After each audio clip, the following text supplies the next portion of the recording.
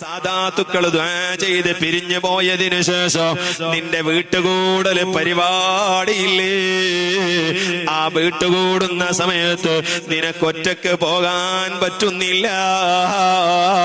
നീ അതാ നിന്റെ കൂട്ടുകാരെ കൂട്ടിയിട്ട് നീ വീട്ടുകൂടാൻ വേണ്ടി പോകുന്നില്ലേ?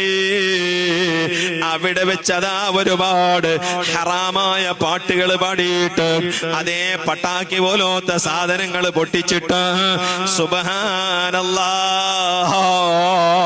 അല്ലാഹു പൊരുത്തപ്പെടാത്തത് നീ അവിടെ ചെയ്തില്ലടോ. നിന്റെ ആ മംഗലത്തിന്റെ സദസ്സില് നിന്റെ കൂറത്തെ തങ്ങളല്ല, കുമ്പോല് തങ്ങളല്ല, ജിബ്രീൽ അലൈഹിസ്സലാം വന്ന് ദുആ ചെയ്താലും നിന്റെ കല്യാണത്തിൽ അല്ലാഹ് ബറക്കത്ത് ചെയ്യൂല കേട്ടോ. നിന്റെ ദാമ്പത്യ ജീവിതത്തിൽ അല്ലാഹ് ബറക്കത്ത് ചെയ്യൂല. നിനക്ക് ജനിക്കുന്ന മക്കളുണ്ടല്ലോ സാലിഹീങ്ങളാകൂല.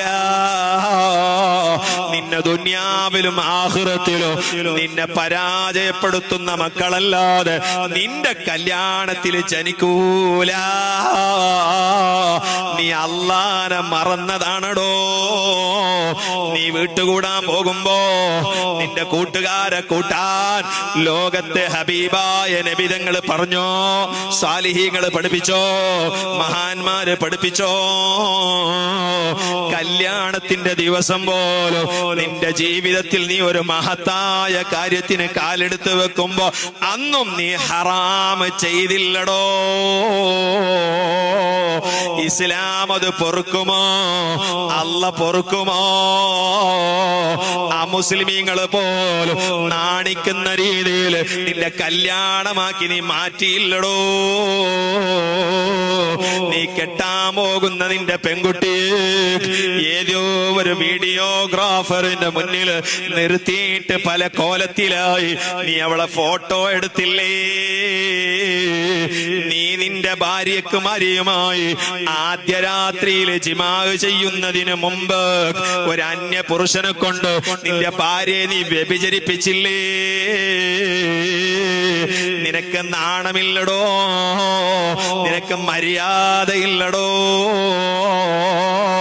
നിന്റെ ഭാര്യയെ നീയല്ലേ ജിമാഅ് ചെയ്യേണ്ടത്? അവളെ അതേ സൗന്ദര്യം, ആ സൗന്ദര്യം അതെ ആസ്വദിക്കേണ്ടത് നീയല്ലടോ. അതിനു മുമ്പ് ഒരു അന്യപുരുഷനായ അന്യ മതക്കാരനായ ഫോട്ടോഗ്രാഫറെ കൊണ്ട് വ്യഭിചരിപ്പിക്കാൻ പോലും നീ അതപ്പതിച്ചല്ലോ. നിന്റെ കോലം കണ്ടാൽ, നിന്റെ വേഷം കണ്ടാൽ നീ വലിയ ഒരാളെ പോലെയാ കാണുന്നത്.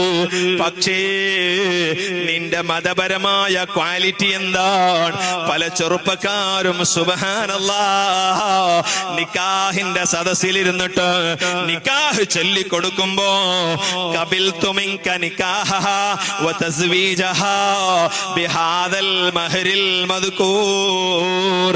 കേവലം ഒരു വരി മാത്രമാണതുള്ളത്. അതുപോലും ചെറുപ്പക്കാരാ നിനക്ക് മര്യാദക്ക് ചെല്ലാൻ കിട്ടുന്നില്ല. നിന്റെ ക്വാളിറ്റി എന്തടോ? നീ ആദ്യമായി നിന്റെ ഭാര്യയുടെ തലയിൽ കൈവച്ചിട്ട് അല്ലാഹുമ്മ ഇന്നി അസ്അലുക ഖൈറഹാ വ ഖൈറ മാ ജബൽതഹാ അലൈഹി വ നഊദു ബിക മിൻ ശർരിഹാ. നബി സല്ലല്ലാഹു അലൈഹി വസല്ലമ തങ്ങൾ ഭാര്യയുമായി വീട്ടുകൂടുന്ന സമയത്ത് ഭാര്യയുടെ തലയിൽ കൈവച്ച് പറയാൻ പഠിപ്പിച്ച സുന്നത്ത് നിനക്കറിവടോ? മതപരമായ ഒരു ക്വാളിറ്റിയും ഇല്ലാത്ത നീ അന്യ പുരുഷര് നിന്റെ വീട്ടുകൂടാ കയറ്റുന്ന മര്യാദ കെട്ടവനായി പോയോ?